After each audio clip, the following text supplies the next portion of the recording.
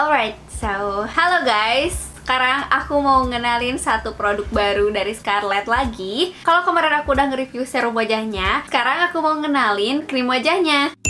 Sama halnya dengan serum wajah yang kemarin sudah aku review, krim wajah ini terdiri dari dua varian. Yang pertama adalah Acne Series, dan yang kedua adalah Brightly Ever After Series. Warnanya juga masih sama, kalau yang Acne Series ini warnanya ungu, kalau yang Brightly Ever After Series ini warnanya pink. Krim wajah ini satu rangkaian dengan serum dan facial washnya.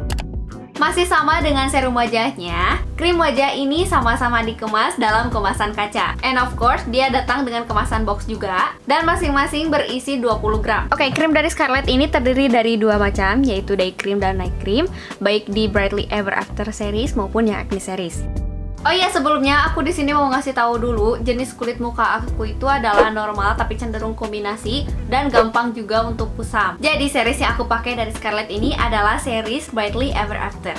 Nah, karena aku pakai series yang Brightly Ever After, sekarang aku mau bahas dulu yang itu ya. Untuk kandungan dari Brightly Ever After series yaitu niacinamide, hexapeptide 8, glutathione, rainbow algae, aqua peptide glow, rosehip oil, pour away, triceramide, natural vitamin C, dan green caviar. Dan dengan kandungan tersebut, Brightly Ever After Cream ini ngeklaim kalau dia bisa melembabkan dan meningkatkan elastisitas kulit, mencerahkan kulit wajah dan menyamarkan bekas jerawat, menyamarkan pori-pori dan garis halus, serta mengencangkan kulit wajah. Jadi si Brightly Ever After Cream ini tuh cocok untuk jenis kulit normal to dry skin. Nah, sekarang kita masuk ke teksturnya. Jadi si tekstur ini tuh sebenarnya kalau dilihat-lihat kayak sama aja gitu. Tapi setelah dirasain, kalau yang day cream ini tuh cenderung lebih tebal, lebih kental gitu dibanding dengan yang night creamnya. Kalau yang night creamnya ini sebenarnya kalau dilihat dari warnanya, dia tuh kayak putih krim gitu ya. Tapi setelah dilumerin, dia jadi agak-agak feel kayak gel gitulah. Makanya kalau yang night cream ini tuh lebih ringan menurut aku dibanding yang day creamnya. Dan afterfeel yang aku rasain banget itu lebih ke melembabkan banget sih. Jadi sebenarnya kalau dipakai sedikit pun dia tuh bisa kayak cukup untuk satu muka dan rasanya tuh kayak lembab, kenyal gitu. And of course namanya juga krim ya, biasanya tuh lebih bikin glowing gitu. Ini aku lagi pakai sekarang, ini aku tanpa bedak sama sekali dan hasilnya kayak gini. Ditambah ini aku agak sedikit keringetan gitu sih ya. Tapi sekarang aku mau cobain tap pakai tisu ya. Tuh. Jadi ini bisa banget buat teman-teman yang emang nggak suka pakai makeup, cuma pakai skincare, tapi pengen kelihatan tetap glowing. Ini tuh jawabannya gitu. Tapi tetap jangan lupa pakai sunscreen ya. Oh ya, aku masih sering dapat pertanyaan, kalau pakai krim itu boleh pakai bedak gak sih? Aku masih gak ngerti itu teori dan bisa menimbulkan pertanyaan seperti itu tuh dari mana gitu ya. Karena pada dasarnya mau krim apapun itu ya tetap masih bisa pakai bedak gitu. Atau emang aku yang nggak tahu gitu ya, apakah memang ada krim yang tidak bisa pakai bedak setelahnya. Cuma ini mah tadi aku ngasih tahu aja gitu ya, kalau hasil krim ini tuh beneran bikin glowing, bikin kelihatan muka lebih sehat, cerah gitu. Jadi kalau misalnya kalian yang nggak makeupan tapi pengen kelihatan lebih sehat, lebih glowing, bisa pakai krim ini. Tapi again jangan lupa pakai sunscreen. Tuh, namanya juga krim ya, pelembab gitu, pasti ada lengketnya. Tapi ini tuh bukan lengket yang lebay, bukan sampai yang kayak nempel gitu. Menurut aku lebih lengket serumnya dibanding dengan krimnya. Apalagi mungkin tadi udah aku tap-tap pakai tisu kan, jadi si lengket yang teratasnya tuh udah keangkat. Nah sekarang kalau aku pegang pakai tangan kayak gini tuh udah nggak lengket. Oh ya, meskipun tekstur dari kedua krim ini, maksudnya yang day cream dan night cream ini tuh beda ya menurut aku, tapi mereka berdua sama-sama gampang banget di blend dan gampang banget nyerapnya. Untuk fragrance-nya, baik yang Brightly Ever After Cream maupun yang Acne Cream ini, menurut aku ini kecium banget sih wanginya. Jadi kayak kita bisa kenal dari baunya bahwa ini tuh krim apa gitu ya. Nah, kalau yang Brightly Ever After Cream ini wanginya rosehip oil banget. Jadi tuh wanginya bukan yang wangi fancy gitu, lebih ke herbally, naturally gitu lah. Bukan wangi yang kayak perfume banget lah, ngerti kan?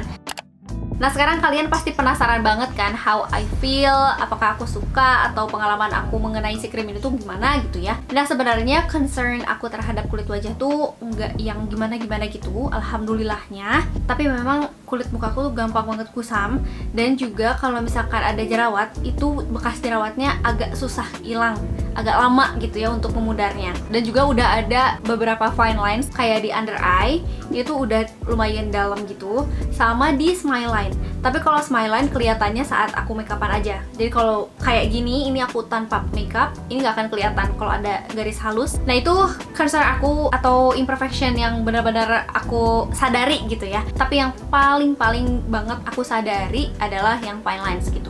Kalau bekas jerawat, terus gampang kusam, biasanya tuh aku agak gimana ya, nggak terlalu sadar gitu kalau aku tuh punya bekas jerawat atau muka aku lagi kusam gitu. Biasanya jarang sadar gitu. Jadi yang paling aku butuhkan dari skincare itu adalah, yang pertama adalah benar-benar bisa menghidrasi kulit aku, bisa melembabkan. Kalau yang lain-lainnya mencerahkan atau memudarkan bekas jerawat atau memudarkan garis-garis halus, itu bonus gitu. Makanya aku nggak punya ekspektasi lebih dari sebuah skincare apapun ya, gak cuma dari Scarlett ini aja. Jadi pengalaman aku setelah pakai Scarlett Cream ini, khususnya yang Brightly Ever After Cream ini, ya dia bisa memenuhi kriteria aku dari sebuah pelembab gitu. Dia bisa menghidrasi kulit wajah aku dan juga melembabkan. Karena untuk lihat hasil dia bisa bekerja baik untuk memudarkan bekas jerawat dan memudarkan garis halus itu butuh waktu yang lebih lama. Oh ya, aku lupa mention, ini salah satu afterfeel yang aku rasain juga. Jadi setelah menggunakan krim dari Scarlett yang Brightly Ever After series ini tuh, aku ngerasanya ada sedikit kayak oil gitu.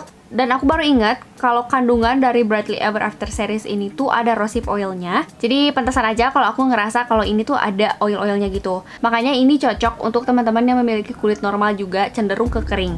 Tapi feeling berminyaknya tuh bukan berminyak yang gak nyaman gitu, still in the good way. Makanya finishnya agak glowing gitu. Menurut aku, antara Brightly Ever After series dengan yang Acne series ini tuh tidak terlalu beda jauh. Yang benar-benar mencuri perhatian aku dan yang benar-benar bisa membedakan antara kedua series ini tuh emang wanginya. Kalau yang Acne series ini tuh wanginya benar-benar kayak kecium gitu. Kalau wangi kayak gini tuh wangi-wangi skincare untuk acne skin. Ngerti kan? Jadi kayak lebih herbally gitu. Untuk kandungan dari Acne series yaitu CM Acne 2, Pour Away, Double Action Salicylic Acid, Natural Vitamin C, Natural Squalane, Hexapeptide 8, Aqua Peptide Glow, dan Triceramide. Dan dengan kandungan tersebut, Acne Cream ini ngeklaim kalau dia bisa membantu menyembuhkan jerawat, melembabkan dan menghidrasi kulit, menyamarkan pori-pori dan garis halus, dan juga membantu meredakan peradangan jerawat. Sama kayak si Brightly Ever After Cream, yang Acne Cream ini tuh teksturnya lebih thick yang day cream dibanding yang night cream. Sayangnya saat coba Acne Cream ini tuh kulit wajahku tidak ada jerawat yang pengen aku coba tes gitu ya pakai Acne Cream ini. Jadi aku nggak bisa ngasih tahu apakah dia beneran ampuh buat ngobatin jerawat atau enggak gitu.